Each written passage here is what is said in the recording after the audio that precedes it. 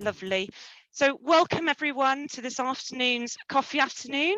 I'm delighted to have some great speakers with us today, but not so pleased to be talking about this topic, although it's obviously one that we can't ignore. So today's coffee afternoon is going to be all about the cost of living crisis and the financial climate that we're currently in, and what impact that has or may have upon volunteering and the organisations that we work for. So a slightly gloomy topic, but I'm hoping that we'll come up with loads of ideas and ways to wade through the gloom in the session. So we're going to kick off with an introduction to the topic by Rob Jackson from Rob Jackson Consulting. So I'll hand over to him in a moment. But throughout the session, if you've got questions or you want to comment on what is being said, please do pop them in the chat. I'm also going to include a Pigeonhole link for you.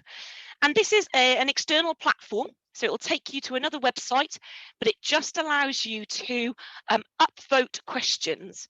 So we will have a little bit of time for Rob to answer any questions you might have, but probably not enough to get to everyone's questions. So I do encourage you to use the Pigeonhole link, because if you see a great question in there and you agree with it, you can vote for it, and it means that we will go to that question first. So it just means that with the limited time, we will make sure we get to the questions that are most pertinent to you as a group today. So we will be doing that. We will break out into discussion groups a little bit later, and then we will introduce our second speaker, Sarah, a bit later on in the session, and we're due to finish at 4 o'clock. So without further ado, I shall hand over to Rob, and I will post the Pigeonhole link in the chat. Thank you very much, Rob. Thank you, Rhiannon. Hello, everybody. Nice to be back with you again. Rob Jackson, Director of Rob Jackson Consulting Limited, and I sit on the exec for the Heritage Volunteering Group, so many of you will be familiar with me. I've spoken at a number of these events before. I just volunteered to kick this off today because I wrote a blog post a little while ago now, beginning to look at cost of living implications. Blog post came out at the beginning of September, and we'll share that link with you in the chat in a minute. And really where it came from was, if you've not come across it before, the Association of Volunteer Managers has something called Voluntary Voice. And once every month on Voluntary Voice, it's like a social network. On Voluntary Voice once a month, I convene on the last Friday of each month at lunchtime a live chat for volunteer managers. So it's text-based. We don't tend to have Zoom or anything like that going on. And we have a theme, a topic, an issue that we want to talk about each month. And then we sit and we chat about that theme. Our keyboards catch fire, smoke goes flying off them, and then we post it as a kind of a transcript. And I took that transcript and turned it into a blog post around the cost of living crisis. So there were three things really that came out of these conversations with actual real life volunteer managers like all of us, that were at that point beginning to indicate what some of the implications of the cost of living crisis were. So I thought it might just be helpful just to share those with you as a bit of a kickoff and a discussion starter before you go into your breakout rooms. So the kind of things that we were hearing, the first area was around people scaling back or stopping their volunteering altogether because of the cost of living crisis, which on top of the fact that many organisations are struggling to recruit after volunteer numbers dropped during the lockdowns, is creating a bit of a perfect storm for some organisations in terms of recruitment and retention rates. The reasons why we were hearing from other volunteer managers about why people were stopping volunteering, well, there were quite a few of them, but I suppose the two main ones were volunteers not being able to afford to be out of pocket through their volunteering. We'll talk a little bit more in a minute about the importance of expenses, and that may be the claim rates not keeping up with the cost of living. So there's been some campaigns around, for example, increasing the mileage rate. It could be down to the speed at which expenses are offered. It could be down to the fact that organisations don't offer expenses at all, or the systems and processes that are used in doing it. So part of the reason people were reporting that their volunteers were stopping was down to just not being able to afford to be out of pocket volunteering anymore. And then one of the other big ones was volunteers having to prioritise paid work. So this was perhaps older volunteers who had retired having to take up part-time work again because the value of their pensions and the cost of living was value of the pensions decreasing, cost of living increasing. People who were already working one job having to take on second, third, fourth jobs on top of the existing work that they were doing. And of course, that then begins to squeeze out the available time that they have to volunteer. So one of those kind of the first big challenge that we were hearing about from people was just volunteer numbers. Recovery rates were already slow, after the pandemic. This was slowing them even more. And then existing volunteers who we'd kind of come to rely on, who'd come back from the pandemic or been recruited after the worst days of lockdown, were now having to scale back or stop their volunteering altogether.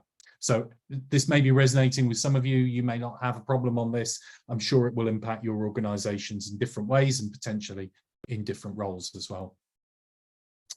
The second area that I thought was really interesting was organizations, volunteer managers reporting that volunteers who had switched either out of choice or because of the way that organizations chose to reconfigure their work during the lockdowns. So volunteers who'd switched to working from home were now increasingly becoming reluctant to continue to do so. In large part because of the cost of heating their homes, because of the cost of lighting their homes, because of the rising cost of things like broadband, all of those kinds of things were really kind of, particularly as we go into the winter and we go into shorter days, darker nights, it becomes more difficult for some of those volunteers to be able to afford to continue to volunteer from home. And that was raising all kinds of questions for us in the discussions we were having. So lots of different practice around organizational attitudes to reimbursing some of those costs for volunteers. How exactly do we work out a proportion of heat, light that the organization could justifiably reimburse? Does that fall within HMRC guidance, or does it run the risk of imposing tax requirements? All of those kinds of things were beginning to surface as a kind of topic of discussion. But the other side to it actually linked into these warm banks. So I'm sure many of you have heard of them, or warm spaces that were being talked about on the news this morning or yesterday. So increasing numbers of community organisations right across the UK, finding spaces in buildings which are already going to be open. So they could be libraries, they could be leisure centres, they could be community spaces that are already going to be open during the winter anyway, and using those as an opportunity for people to come together so that instead of having to stay at home and heat their house at home, which they probably can't afford to do, they can come into these community spaces, stay warm. Quite ridiculous that in 21st century Britain we're even having to talk about that. But some volunteer managers are beginning to think about, well, how can we use that as an opportunity? How can we use that as a recruitment opportunity? So if a museum or gallery is going to be open during the daytime through the winter anyway, why can't we pitch that as an opportunity? Come volunteer with us and stay warm during the winter, and you don't have to pay your own heating and electricity bills. So people were beginning to talk about that as a bit of an opportunity. Of course, it works on the assumption that organisations haven't permanently closed office space or reduced the physical space that they've got available during the pandemic. So an organisation like the Royal National Institute of Deaf People, for example, completely got rid of its head office during the pandemic. It now can't offer those opportunities for people in a head office because they don't own or lease a building that's available. So lots of different kind of perspectives on that, but people beginning to see it as a little bit of an opportunity. And then the third area that people were really talking about as an upcoming challenge, particularly for those organisations who run a April to March financial year, which may well be many of you, and therefore you're in strategic planning for next year, operational planning for next year, you're in budget planning, was how do we actually make a compelling argument to our organisations that they not only need to be budgeting for volunteer expenses next year, but they probably need to be increasing their budgets for volunteer expenses because of the cost of living going up. And that at a time when many finance managers, when many office managers are looking at the budgets, looking at their own heating and lighting bills for the building, looking at the cost of everything going up, and thinking, how are we going to cover all of those costs? We don't have an infinite amount of money available. And then you're going in there with an extra request around volunteer expenses as well. And that was a really challenging. I can't pretend that we came up with any easy answers on there. There were some practical things that we needed to be starting to look at doing. So are there ways in which we can reimburse our volunteer expenses more quickly? So can we use systems like vHelp, for example, to get expenses processed more quickly? Can we be a bit flexible so that instead of only relying on an online system, we can maybe revisit the idea of petty cash systems to get volunteers reimbursed so that they can get the money in their pockets a little bit quicker? How do we combat some of the culture of not claiming? So I was working with a group in the heritage sector just this morning who said many of their volunteers don't even bother claiming expenses. So we need to kind of try and challenge that, because then that means you end up with a two-tier system of those who can afford to be out of pocket and those who can't, being made to feel guilty. And then the final one, which was a big issue we talked about and certainly highlighted it in the blog as well, was really if we have to get tough with colleagues to make sure that budget's available, we need to draw people's attention to the fact that the provision of covering people's out-of-pocket expenses as volunteering is actually an EDI issue.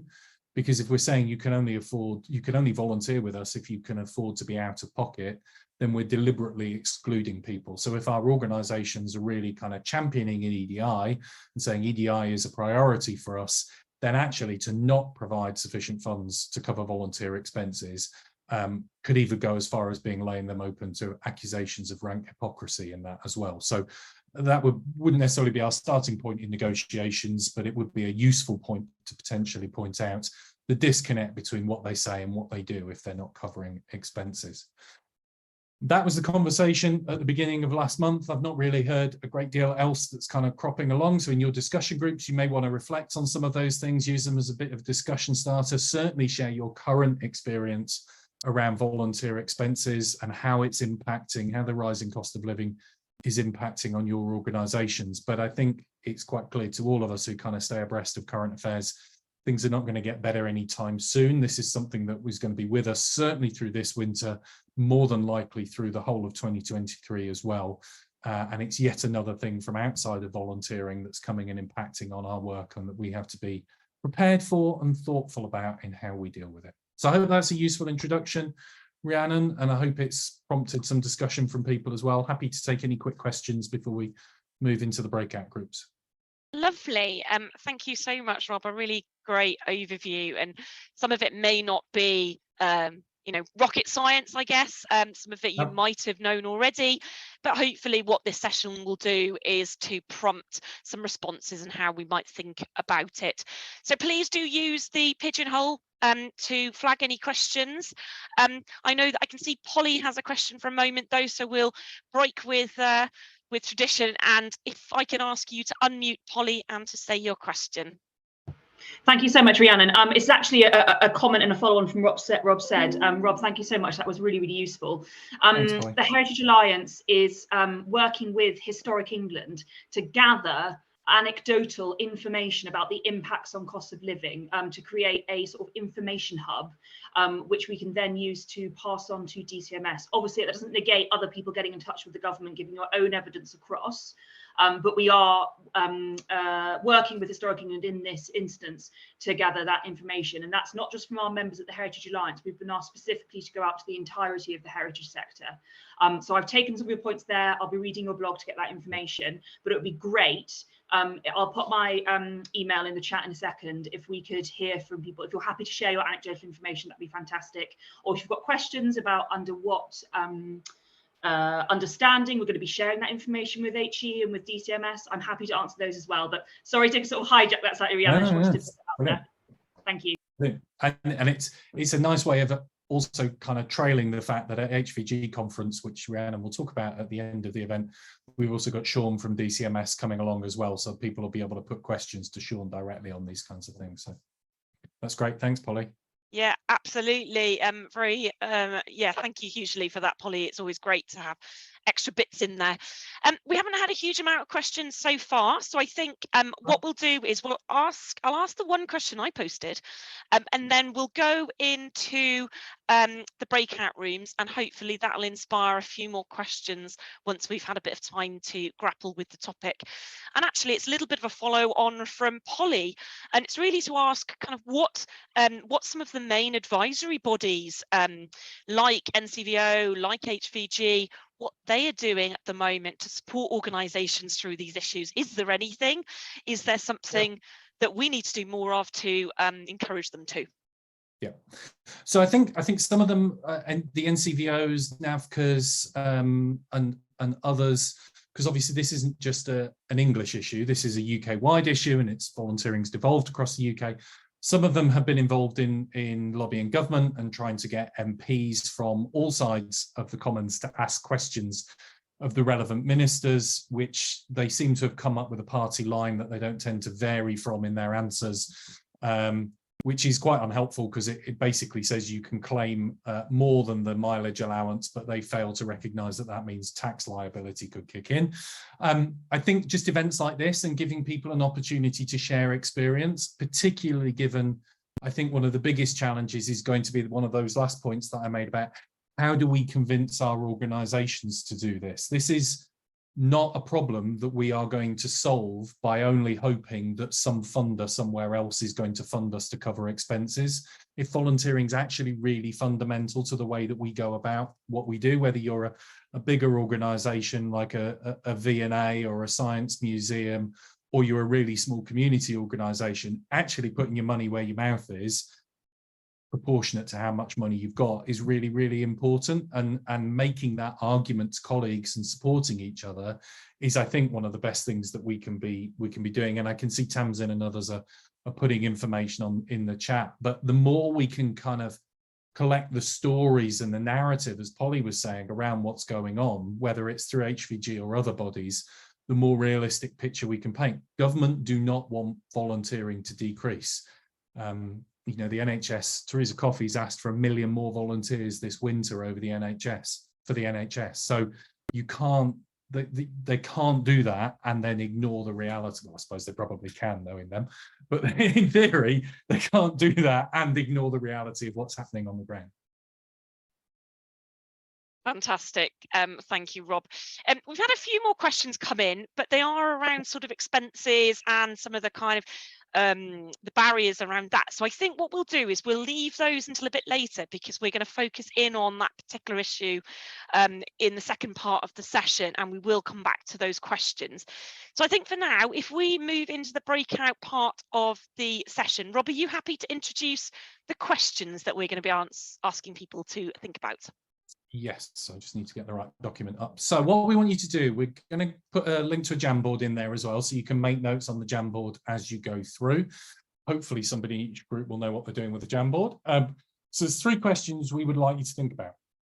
We'd like you to discuss what you feel are currently or are going to be the most pressing concerns for your organisation, your volunteering setup. So what are the kind of top 3 for each breakout rooms around cost of living? What are going to be the biggest issues, the biggest concerns?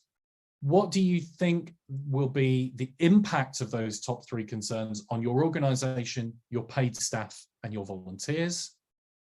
And then the third one is, what ideas and suggestions do you have to mitigate these concerns and reduce any negative impact? So what are the concerns, issues, top 3 for your group? What are the likely impacts going to be on your organisation, your staff and volunteers? And what ideas and suggestions do you have to mitigate those concerns and reduce negative impact? And they will all be available as questions on the Jamboard as well.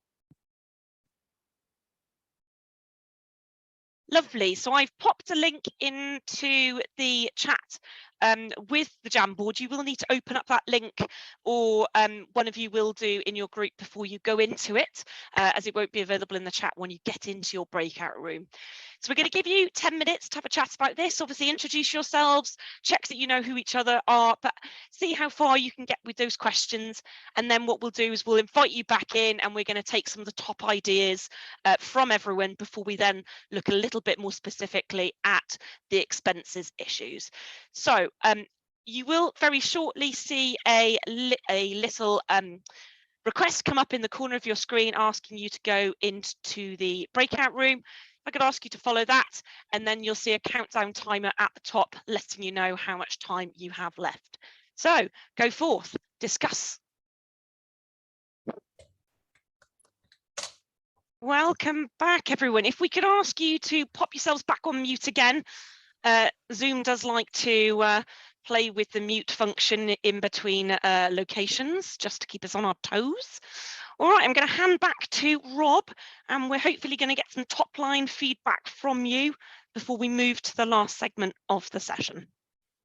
Fantastic. Thank you very much, Rhiannon. So who would like to kick us off? Has anybody got anything they would particularly like to reflect back from the conversation that you were having? Too many windows open yet again. Just raise your hand. Tamsin, you've got your hand up. I saw your hand first, so go for it. Thank you. For everybody else that was in my group, so Jennifer, Stephen, I'm looking around and squinting now, so apologies if I've missed somebody else out. Vicky, so we didn't even get past the issues, so we just talked about the fact that increasingly we're seeing people claim funds, and what does that mean for the rest of the budget for the rest of the year? What does that mean? Do we stop volunteering? We've also talked about the fact that our own organisations can't be a warm hub because they're turning the heating off as well.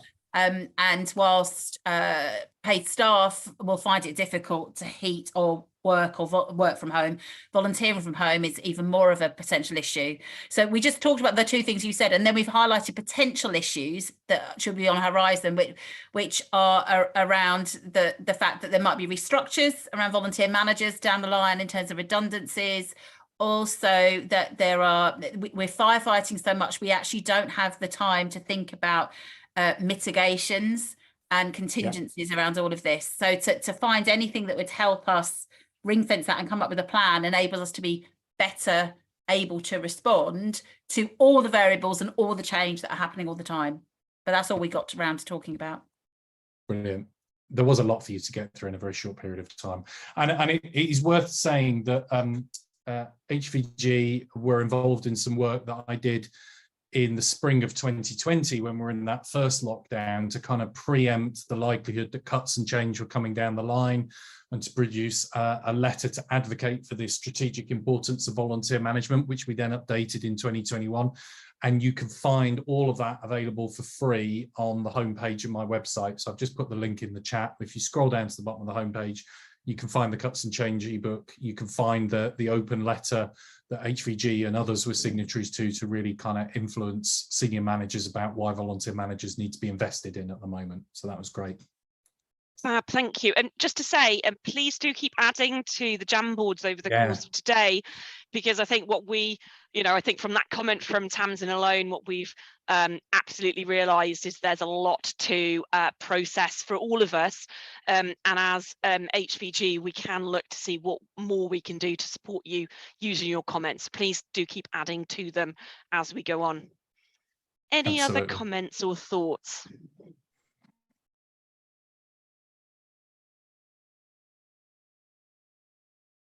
Anybody got anything else that they want to feed in? I know there's a lot and it's quite overwhelming in there. I guess we kind of touched on very similar points. I guess we were talking a bit about the kind of complicatedness of how to effectively manage remote volunteering and how to best support people who aren't physically in our spaces, as well as if we are looking to contribute or support them financially during that time, how do we manage that? Especially if volunteers are international as well, which isn't our case but was the case for someone else in our group. And then I guess I was talking a little bit about volunteers generally not having the kind of time, energy, financial ability to prioritize like unpaid work above paid work, although of course it's not what volunteering is, but then kind of about our obligation as volunteer managers to effectively manage that and to give solid benefits that make volunteering still worth it, despite the fact that everyone might not have the ability to do it quite so much as they used to.